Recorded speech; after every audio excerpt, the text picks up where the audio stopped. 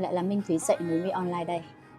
Trong video hôm nay mình sẽ hướng dẫn cho các bạn cách thiết kế một bộ mi Kimca có các tia mi nổi bật rõ ràng, rõ nét nhưng vẫn mềm mại và hài hòa với dáng mắt của khách nhé. Kimca là một kiểu mi có phần nền tương đối đều, xen kẽ là những tia mi dài hơn.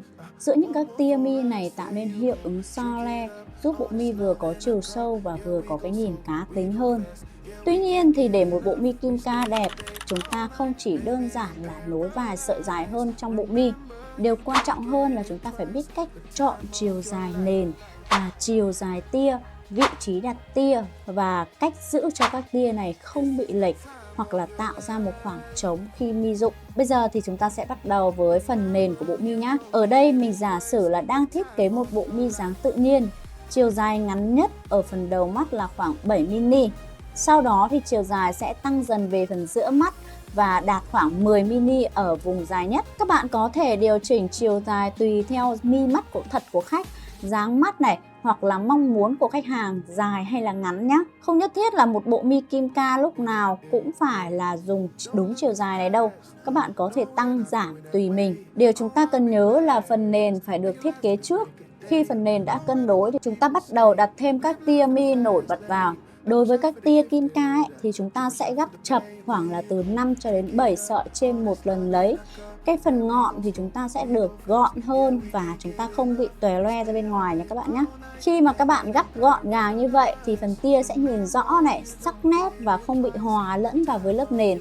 Thông thường thì chiều dài của tia sẽ cao hơn phần nền khoảng từ 2 cho đến 3 cm. Hoặc là trong trường hợp các bạn muốn tia nổi bật hơn thì các bạn có thể tăng lên 4 size hoặc là 5 size nhé. Ví dụ tại vị trí ở phần nền là 9mm thì các bạn hoàn toàn có thể sử dụng tia dài là 11 hoặc là 12mm. Nếu các bạn sử dụng tia là 11mm thì hiệu ứng nó sẽ nhẹ nhàng hơn, tự nhiên hơn, nhưng khách vẫn thấy được cái sự so le trong hàng mi và cái tia đấy. Còn nếu như các bạn muốn nổi bật thì các bạn có thể sử dụng 12 hoặc 13mm, tức là phần cao hơn của lớp nền nó sẽ rơi vào khoảng 3 đến 4mm. Hiệu ứng Kimca thì lúc này nó sẽ được rõ ràng hơn, rõ nét hơn, cá tính hơn và khách hàng cũng cảm thấy dễ dàng nhìn thấy các tia hơn.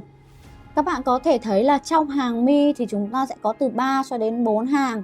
Nên việc nếu chúng ta đặt các tia ở các hàng khác nhau nó cũng sẽ tạo nên độ dài của các hàng. Các tia đấy nó cũng sẽ khác nhau.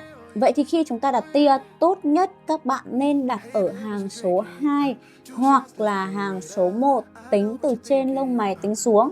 Thông thường khi Thúy nối các cụm mi Kimca hoặc là các bộ mi Kimca ấy thì Thúy sẽ nối 2 lớp dưới, tức là lớp 2 và lớp 3 trước. Sau đó để lại lớp 1, tức là lớp mà gần với lông mày ở phía trên ấy, sẽ là lớp để mà dựng trụ. Khi này thì sau khi dựng trụ xong thì cái phần còn thừa ở cái hàng số 1 đấy Thúy sẽ dặn thêm vào làm nền fan volume. Đây cũng là vị trí hợp nhất và đẹp nhất để giữ cho mi ở phía trên được chắc chắn và luôn đúng hướng, không bị xô lệch.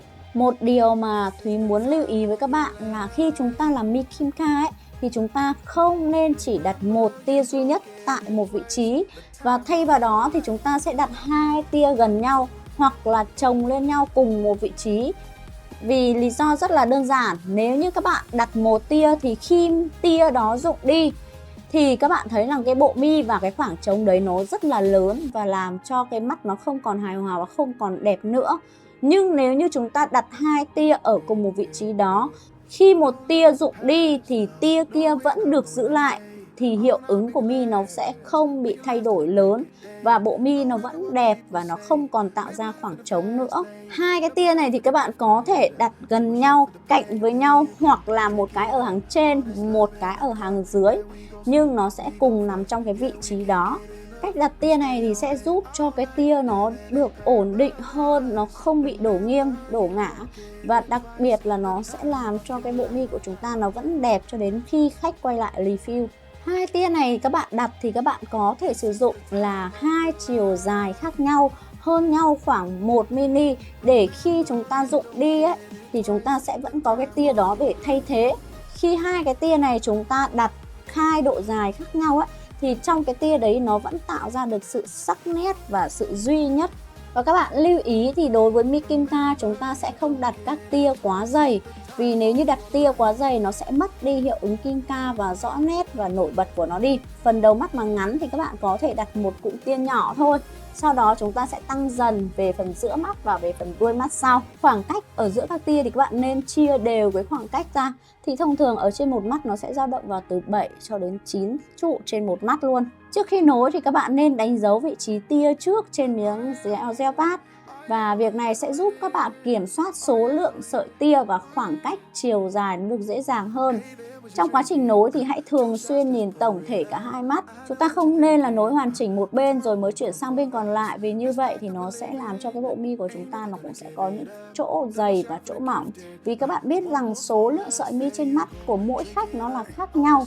Bên này có thể nhiều nhưng bên kia có thể là ít hơn. Khi các bạn đặt tia thì các bạn phải lưu ý là đặt phải đúng hướng và đúng form mi. Và sau khi đã đặt được lớp tia rồi thì các bạn sẽ dặm lại cái phần nền xung quanh cái tia đó, giúp cái bộ mi đó nó được chắc chắn hơn và nó có độ dày cao hơn.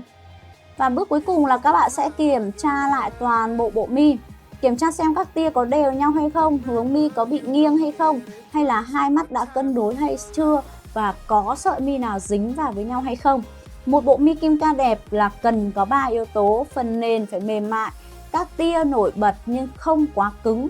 Và các bạn lưu ý là toàn bộ mi phải cân đối với dáng mắt của khách hàng. Một bộ mi đẹp là một bộ mi mà chúng ta có thể che đi được những phần khuyết điểm của khách hàng và nó phải phù hợp với khách hàng.